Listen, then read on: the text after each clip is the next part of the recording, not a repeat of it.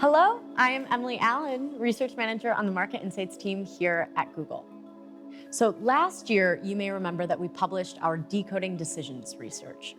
There, we identified the messy middle, that space between trigger and purchase with a huge amount of information and choice being spread across a really complex web of touchpoints. But before we got there, we observed over 100 hours of shopping behavior.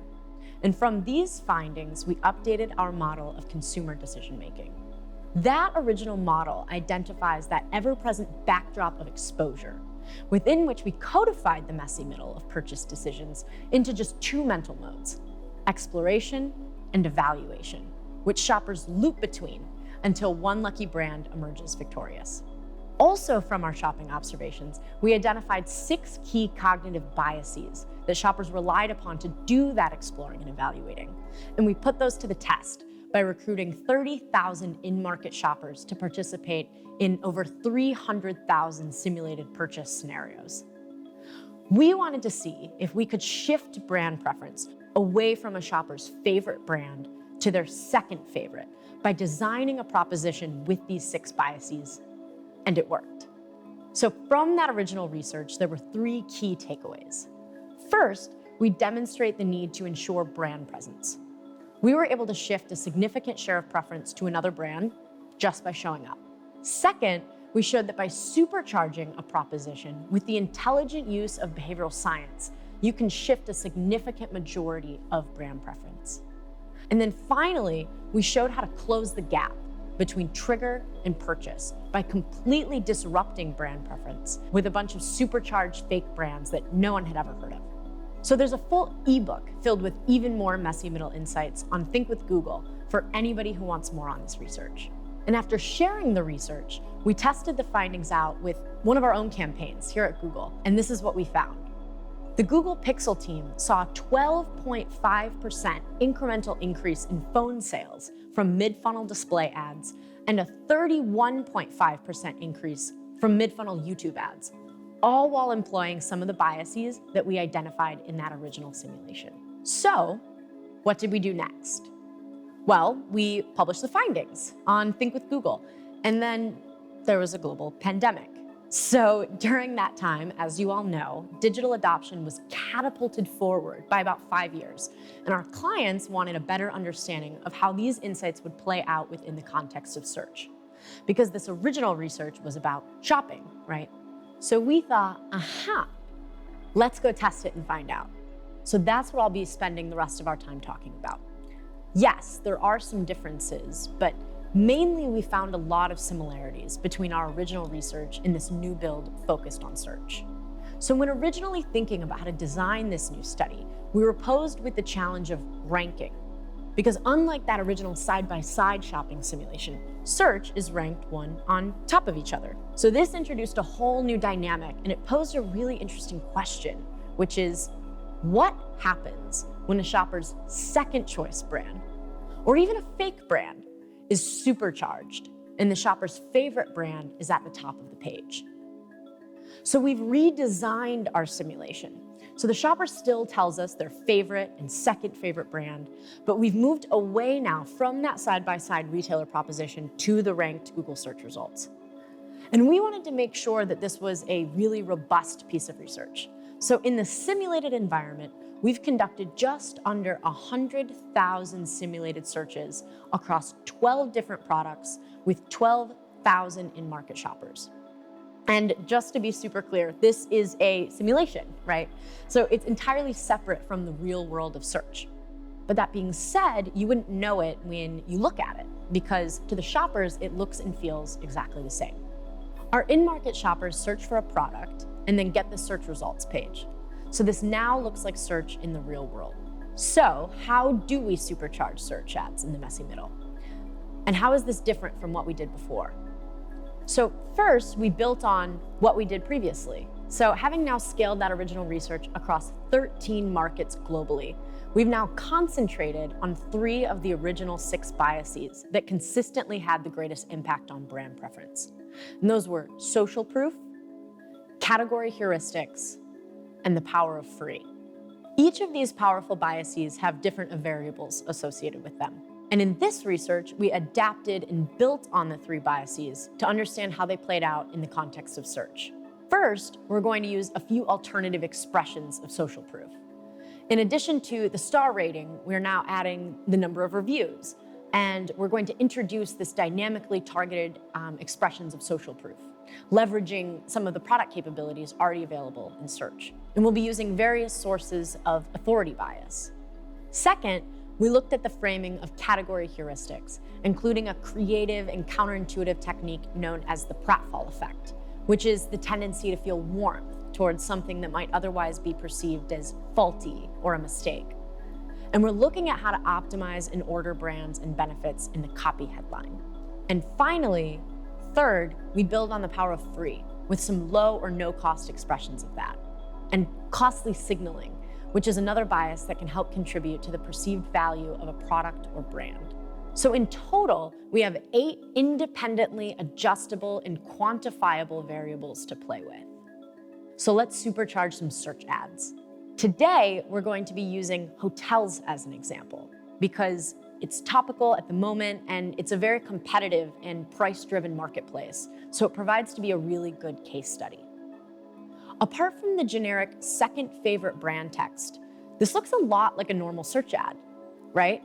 But it's actually a carefully engineered experiment, supercharged with 8 principles of behavioral science designed to help shoppers explore and evaluate in the messy middle. Most are self-explanatory, but there's a couple that might need a little bit more explaining. In the red there, you can see how we've used some dynamically targeted social proof. We've mimicked the use of first-party data here by using data that we collected as a part of a pre-simulation survey. And in orange, you can see an example of the pratfall effect, where we humanize the brand and deliberately highlight an imperfection to help us frame and elevate a benefit. Our rooms may be cozy. Locally here in the UK, cozy means small. So our rooms may be cozy, but our rates are low. Honestly, how much time are you going to spend in the room anyway? We really tested that, and not only did the pratfall effect prove to be one of the most powerful variables in our simulation, but that example in particular stood out. When you have just 300 characters of black and white text, this kind of creativity in that ad copy can really help your brand cut through. In addition to those 8 variables, we'll once again be experimenting with the shopper's favorite brand, their second favorite brand, and we're even bringing back the fake brands. But here's the challenge. In the original piece of research, we added credibility to the fake brands with full-color logos. In the search results, though, we've lost that advantage, right? So this is, in fact, a greater test for those fake challenger brands. And given that we're now simulating behavior in search, and because it's a simulation, we can freely play around with the ranking in this closed environment and see what happens, for example, when a challenger brand is supercharged in 3rd place, 2nd place, and of course, 1st place. So as you could probably guess, the results from simulations with the test brand in 1st place proved to be pretty compelling. But that's already been done, and you already know why being in 1st place is important. So what's much more interesting is to show you what you can do when maybe your #1 competitor is at the top of the page and you're not. So let's quickly take a step back and revisit those 3 takeaways from the original research and see how they play out in search. To start with, we're going to simulate the power of just showing up in search. In the original research, we had 2 identical side-by-side propositions. And to replicate that in search, this time we have 2 identical sets of search copy. Once again, the only difference is the brand, but we're going to rank the shopper's second favorite brand in 3rd place and see how it performs, meaning which search result will be clicked when the shopper's favorite brand is ranked in 1st. So as you can see now, that yellow is the share of preference for the shopper's favorite brand, and the blue is the preference for that second favorite brand. Once again, we've consistently shifted the significant levels of preference away from the favorite to the second favorite brand. So yeah, showing up in search is effective. Nothing new there. But what's interesting about this is that by using the exact same ad copy, we've totally isolated that impact. And it's pretty big. And this was for the shopper's second favorite brand, ranked in third, with the shopper's favorite, right, ranked at the top. So showing up in search, even in this rather extreme scenario, is very effective. So next, let's revisit the second takeaway, where we replicate the original research by supercharging the second choice brand, but now within the search simulation. So what we're doing here is providing a more powerful execution of behavioral science across all 8 variables in the search copy for the shopper's second choice brand. And we're gonna see what happens when we rank it in third place. This time, the blue is the share of preference for that second choice brand after it's been supercharged across all of our 8 variables. And now we've identified the significant share of preference away from the favorite brand to the supercharged second favorite. But this time we've achieved that result with the second choice brand ranked in third, and while a shopper's favorite is at the top of the page. So what's happening here?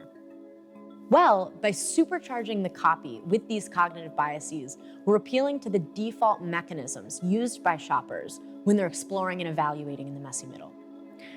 And it turns out, search is an effective vehicle for executing these basic strategies. Lastly, we revisit the third takeaway. In the original research, we put a bunch of fake brands up against the shopper favorites in this side-by-side comparison. This time, we'll place a supercharged fake brand in the search results. And what we're doing here is providing a more powerful execution of behavioral science across all 8 variables in that search copy, but for the fake brand. And as you'll recall, I mentioned earlier that we've lost our credibility using branded logos that we had in the shopping research. So to give the fake brand a fighting chance, we're gonna put that fake brand in second place, although it's still sandwiched between the second favorite brand and the favorite brand, with that favorite, of course, being at the top. And this is what we found.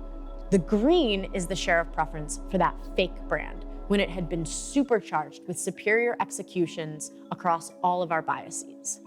This tells us that if no one has ever heard of your brand, and even if you're not at the top of the page, you can apply these insights to your search copy and not just shift brand preference, but disrupt it entirely.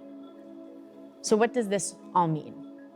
Well, for an established brand, this once again shows us the importance of protecting your brand investment in the messy middle with search.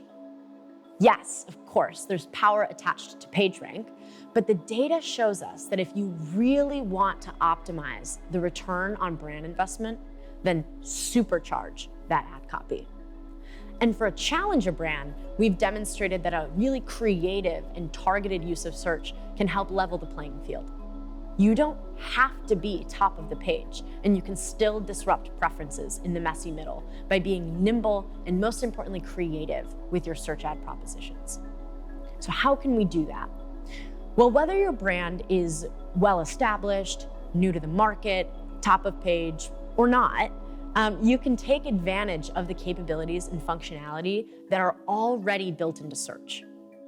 The messy middle is a mess, right? Not just for shoppers, but for marketers too. And so by combining tools like automation and behavioral science, you're able to efficiently respond to that complexity of the messy middle. The good news is what we've talked about here today is some really low-hanging fruit, and you could get started tomorrow if you wanted. So I know at Google, we talk about this all the time, but when you're conducting these executions at scale, automation can be a really helpful tool when it comes to better managing complexity and delivering the right outcomes. But there is one step I wanted to call out, and that is, of course, always get testing. We understand the role that search can play in the messy middle, right? But after over 20 years with search, perhaps we've come to take for granted the creative opportunity that's available here. So think about how you can use principles like the pratfall effect in the hotel example, because that was really powerful. And truly, we had a lot of fun doing this. So hopefully we've inspired you to do the same. Get your teams together, get creative, use the tools available, and start to test, learn, and scale.